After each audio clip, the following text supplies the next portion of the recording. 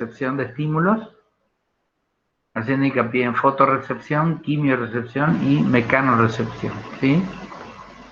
Entre los fotorreceptores tenemos aquellos que son sensibles a la energía radiante, órganos de la visión y fotorreceptores. Empezamos de la forma más sencilla con las manchas oculares, en el caso de los eulenoideos, por ejemplo, que tienen siempre una atracción o una orientación hacia la luz. Las formas más sencillas son denominadas ocelos, que son nada más que pigmentos, ¿sí? Y células dentro de una cavidad determinada. Y los ojos simples u omatidios, que responden a la estructura que les estoy mostrando aquí, con una parte constitutiva de córnea, la primera, que impacta, digamos, el estímulo luminoso, impacta sobre la córnea, pasa el estímulo al cono cristalino, de ahí a las células pigmentarias, que están alrededor de las células que receptan, que son las células sensitivas, y un eje o varilla refractaria que se denomina rabdoma, que es lo que ustedes aprecian aquí, en el medio, entre las células sensitivas, ¿sí? Y a partir de ahí, de cada una de las células sensitivas, los nervios, que conforman todos juntos luego el nervio óptico. En este esquema se puede apreciar mejor, ¿sí? Un ojo simple, con la constitución que acabamos de ver, y la unión de ellos aquí para formar el ojo compuesto. Aquí ustedes pueden apreciar que cada uno actuaría de manera independiente, cada uno de los rabdomas, uniéndose cada uno de ellos en el nervio para conformar luego el nervio, sus prolongaciones sensitivas para formar el nervio.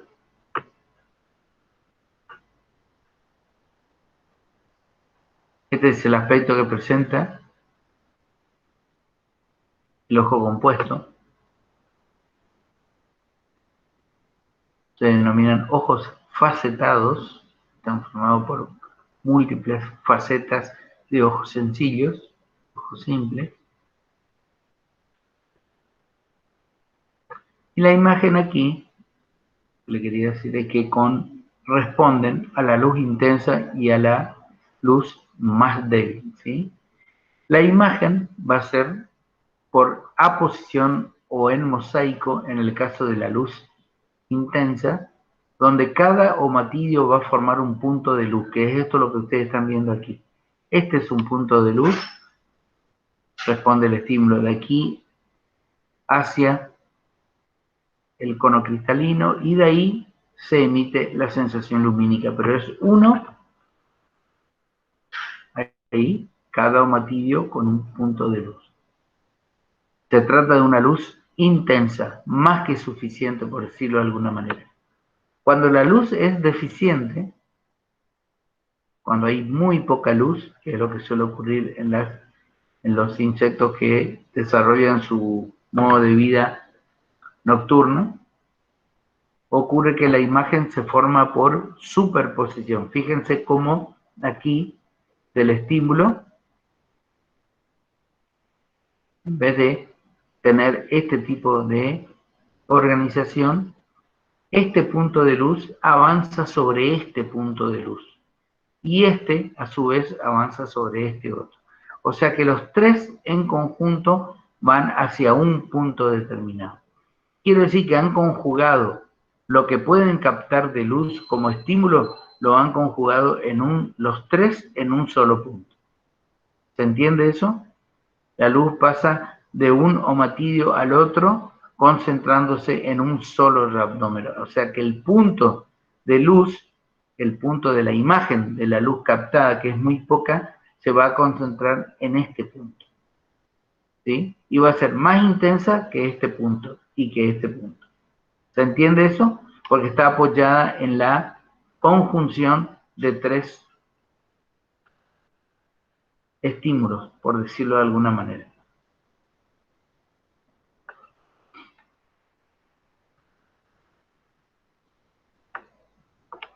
Ojos de visión directa, como en el caso de los cefalópodos. Fíjense la constitución anatómica de este órgano.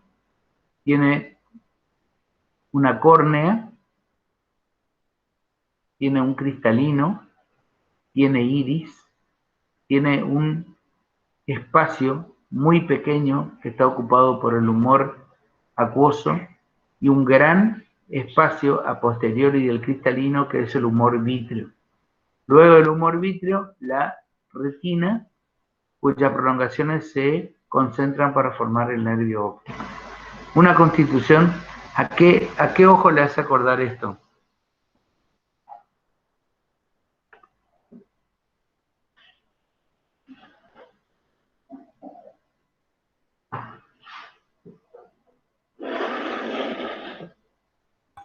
¿Al nuestro puede ser, profe? Sí, muy bien, muy buena observación. Es un ojo prácticamente bastante parecido anatómicamente al nuestro, ¿sí? Por lo tanto, se cree que la imagen desarrollada por un pulpo o por un calamar es bastante parecido a lo que observamos nosotros. No solo en calidad visual, sino en colores, ¿sí? Por eso, respondiendo a esta anatomía ocular, que es bastante parecida a la nuestra, se cree que sobre todo por la reacción que tiene ante el estímulo luminoso el iris, ¿no? Que es esa membrana que se agranda o se achica de acuerdo a la intensidad de luz, digamos. Eso hace que el sistema sea bastante más acercándose a la visión nuestra, digamos, ¿no? Respondiendo a la intensidad de la luz, ¿sí? Directa. Y después tenemos los ojos de visión indirecta, directa e indirecta en las arañas. La directa es la diurna, el estímulo luminoso ingresa, pasa por el cristalino e impacta directamente sobre los fotorreceptores, como ustedes pueden ver ahí a la izquierda, ¿sí? Sin embargo, en los de visión indirecta o nocturna, el estímulo luminoso, que es muy pobre, es muy poco, impacta primero en una serie de cristalitos que se encuentran, ¿sí? En eso que se denomina tapete o tapetum. Esos cristales lo que hacen es concentrar la poca luz que entra, la intensifican y después recién la pasan al cuerpo vítreo y de ahí a las células receptoras del estímulo. Por eso es una visión indirecta. ¿Qué es lo que hacen los cristales? Justamente eso. La poca luz que ingresó la concentran en varios puntos de alta sensibilidad, la concentran, es como que la aumentan y después recién la pasan al cuerpo vítreo para que pueda ser transmitido a la retina, ¿sí? Por eso se llaman ojos de visión indirecta.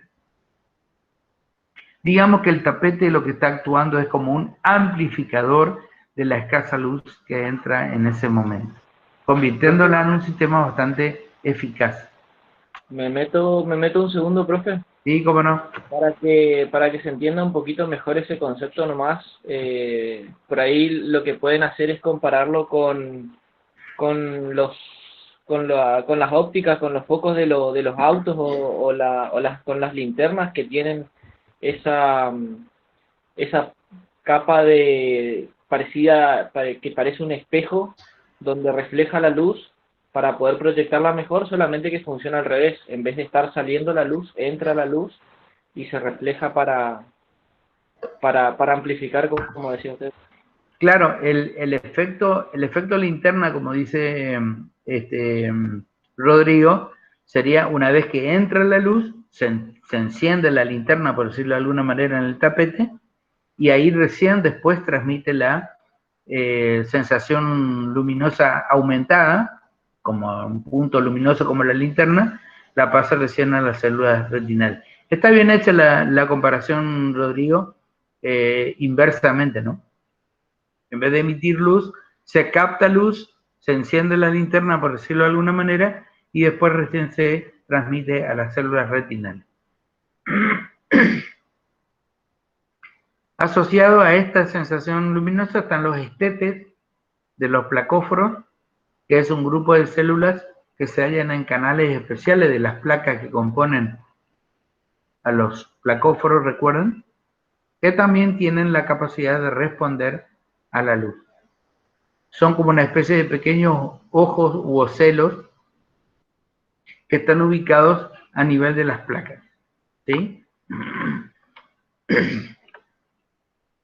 Dentro de los quimiorreceptores tenemos las papilas labiales, como veíamos hoy, los fasmidios y los anfibios de los nematodes, ¿sí? Todas son, digamos, células de tipo sensoriales que captan el estímulo químico. El ofradio, que ustedes lo vieron a nivel de los gasterópodos, ¿sí? Los prosobranquios carnívoros y carroñeros detectan enseguida el nivel de descomposición de la materia orgánica y acuden inmediatamente para devorar, sobre todo aquellos que son carroñeros. Los estetascos, que son pelos sensoriales en los crustáceos, están en toda la superficie del cuerpo, en los apéndices y en el primer par de antenas. Estos pelos sensoriales lo que hacen es recibir varios tipos de estímulos, tanto quimiorreceptores, pero también receptan los movimientos de vibración en el ambiente, lo cual puede llegar a alertar al animal sobre la presencia o no de ciertos predadores. También ayudan a la localización del alimento y al reconocimiento entre los individuos y el estado sexual. O sea, es sumamente importante y se encuentra en los crustáceos. Dentro de los mecanorreceptores tenemos los estatocitos, que fíjense, hoy cuando hablábamos, les decía que son invaginaciones ectodérmicas con apertura al exterior y un estatolito en el interior. El estatolito es esto que está aquí, es esto que está aquí y es esto que está aquí. Esto es lo que el estatolito es la concreción que se mueve en esta estructura, ¿sí? Aquí se puede apreciar mejor que se mueve dentro de una cavidad donde hay una cantidad de células sensoriales. Y lo que ocurre es esto. Este es el estatolito que se va a mover sobre estas terminaciones nerviosas y ese movimiento sobre estas terminales nerviosas es lo que da idea al animal en qué posición está.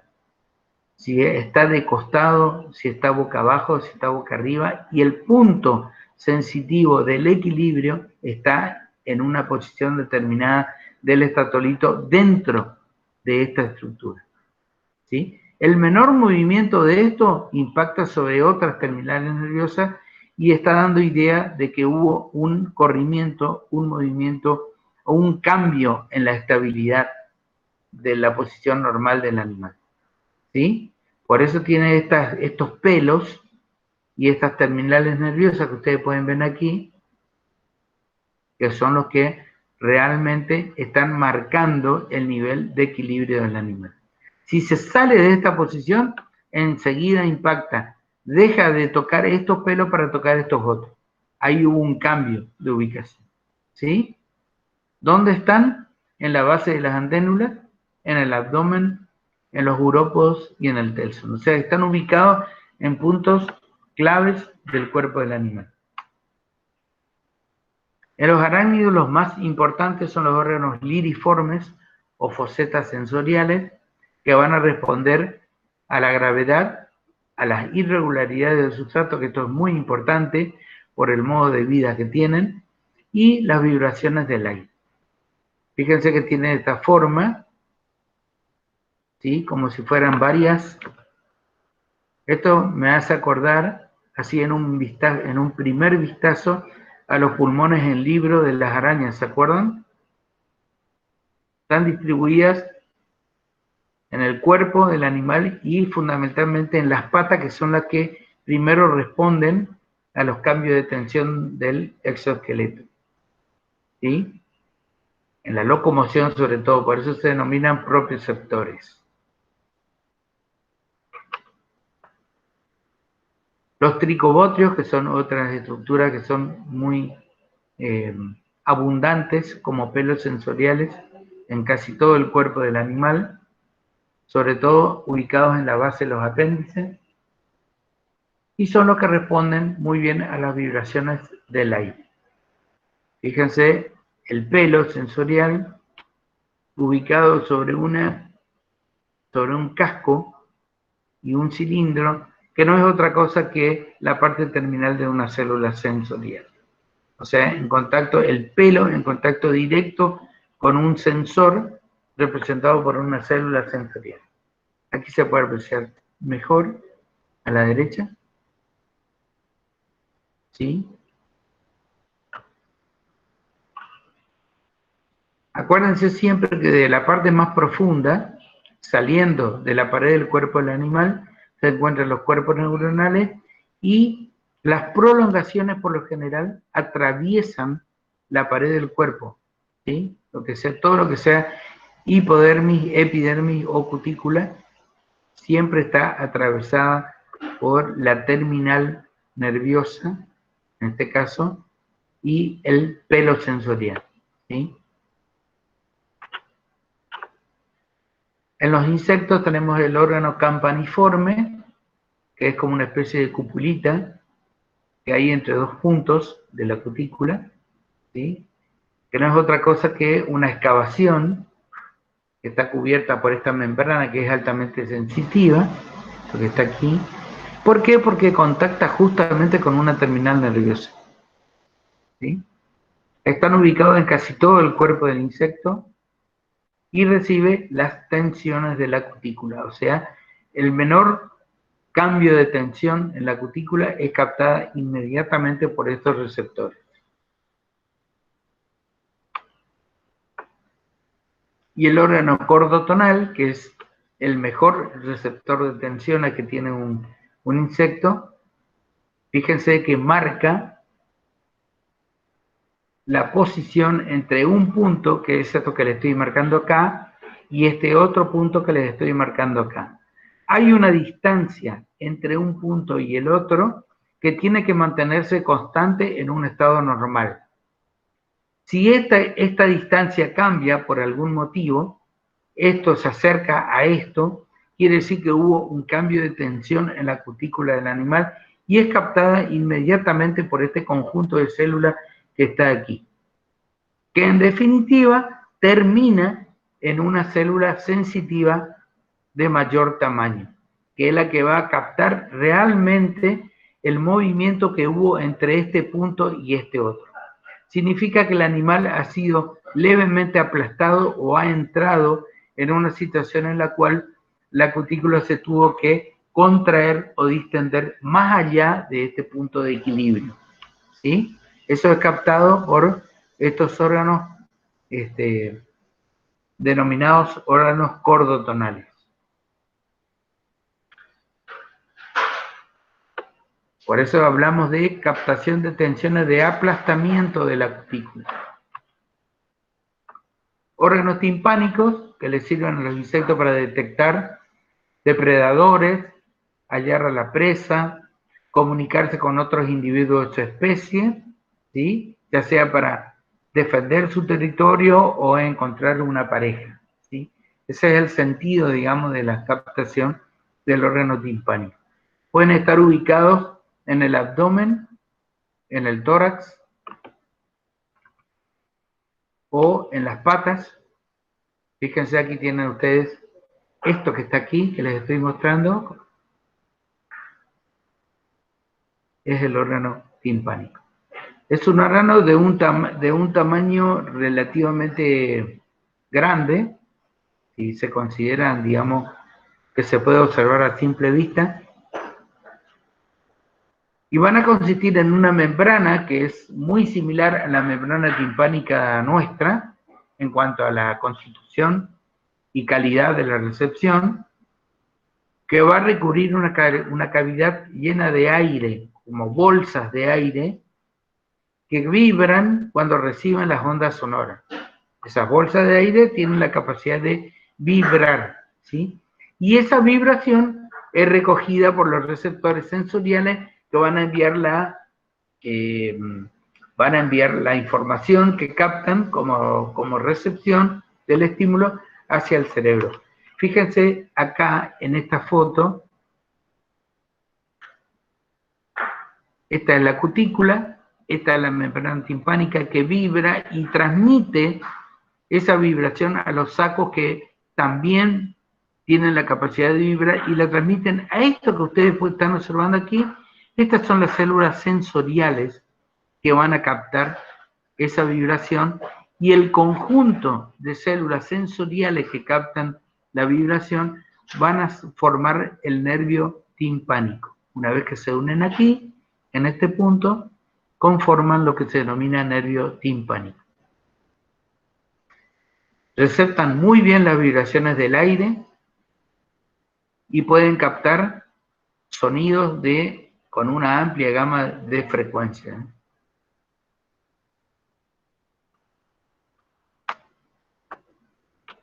También tenemos receptores del gusto y del olfato, que tienen forma de conos o de placas, que están ubicados en los palpos maxilares, en los palpos labiales, en la lengua del animal, en la epifaringe y en los cercos caudales, en el caso de los receptores olfativos. ¿Sí?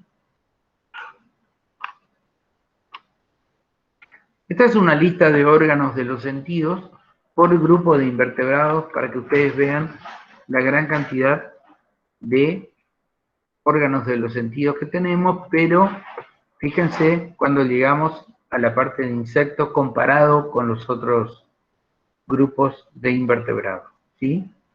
En insectos tenemos de sensilas, que son mecanorreceptores y quimioreceptores, pelos, cerdas receptoras, del tacto en las antenas, en los palpos, en los cercos. Tenemos órganos cordotonales, que son mecanorreceptores simples o compuestos, ¿sí? Que captan la extensión y compresión de la pared del cuerpo, como lo acabamos de ver. El órgano antenal de Johnstone, justamente que controla el vuelo y la natación, en el caso de aquellos que tienen ese tipo de fisiología. Órganos timpánicos, órganos campaniformes, receptores del gusto, receptores del olfato, órganos productores de sonido y así. Una gran diversidad de órganos sensoriales. Es el grupo que más diversidad presenta de órganos sensoriales de todos los invertebrados. Podríamos decir que le siguen las arañas con ojos directos e indirectos, tricobotios, que son mecanorreceptores del tacto, fosetas sensoriales con los órganos liriformes, ¿sí? Órganos tarsales, que son quimioreceptores olfativos, sobre todo captan la sensación producida por las feromonas, ¿sí? Serían los dos grupos más, con mayor diversidad de órganos sensoriales. Un poquito para que investiguen ustedes lo de la bioluminiscencia o producción de luz, ¿sí? Que tienen algunos invertebrados. Esa fuente de luz son bacterias simbióticas, como en el caso de los calamares, secreciones celulares, en el caso de los trácodos, fotocitos en fotóforos, como habíamos visto en el caso de los crustáceos, ¿sí? ¿Y qué función tiene la luz que producen? O sea, ¿qué función tiene la bioluminiscencia? Es ahuyentar al depredador en un fenómeno que se denomina contrailuminación. Esa luz sirve también para confundir al depredador, apagándola y prendiéndola en distintos puntos cuando el animal se puede mover, ¿sí? Sirve también a la comunicación intraespecífica y algo fundamental que sobre todo lo ponen en práctica las luciérnagas, que es la atracción sexual. ¿Sí? A través de ella, a través de la comunicación lumínica, el macho orienta a la hembra hacia el acercamiento para la reproducción. La bioluminiscencia no es otra cosa que una enzima actuando sobre una proteína en presencia de oxígeno, ¿sí? Eso hace que se produzca la bioluminiscencia.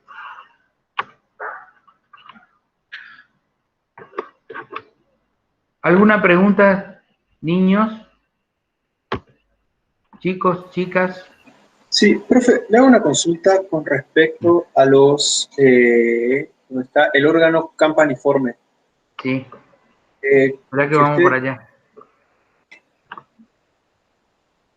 dice que son receptores de tensiones de la cutícula.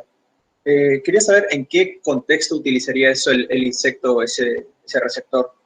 En todo contexto, en todo momento. Fíjate que está ubicado, por eso les puse esto que me pareció muy importante, que justamente están ubicados en el cuerpo del insecto, o sea que están en todo el cuerpo. Es lo que le permite encontrar la estabilidad en cuanto a todo tipo de tensión. No sé si me entendéis, cuando el animal se mueve, ¿sí? Encuentra varios obstáculos en su camino. O puede meterse en una rendija, o puede meterse en un hueco, que por lo general lo hacen, digamos, y ahí están permanentemente actuando a través de esto para ver qué tipo de tensión existe en la cutícula. Por eso son órganos cuticulares, ¿sí? Al ser órganos cuticulares quiere decir que están en toda la cutícula del cuerpo y están captando justamente estas tensiones de la cutícula. A diferencia de estos, que sí responden a esto, al aplastamiento. O sea que dejaría de actuar el órgano, por decirlo, campaniforme, y entra a actuar el órgano cordotonal. ¿Se entiende por qué es muy importante esto y que esté en todo el cuerpo del animal? Sí, sí, Cada punto, todo. cada punto No. campaniforme, cada puntito es el que tiene valor porque tiene conexión directa con una célula sensitiva. ¿Sí? Sin embargo, esto, cuando se aplasta, actúan otro tipo de órganos. Sí, ahí yo estaba teniendo justamente esa confusión entre el órgano cordotonal y el campaniforme. Gracias, Bien. profe. No, de nada.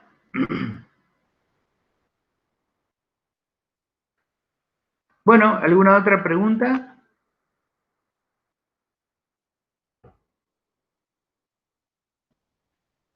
El viernes es la clase, Juan, ¿no? El viernes, sí. Bueno, el viernes a la misma hora, en el mismo canal, sería la última clase, ¿no? No, ¿Falta? queda la de filogenia después, profe. Ah, está. Sería la La anteúltima del clase. viernes, la del Sí, viernes es la anteúltima clase, la de mecanismos de defensa. Sí. Y después pasamos a la última clase, la parte final, que es la bolilla de filogenia de los Bien. invertebrados. Bueno,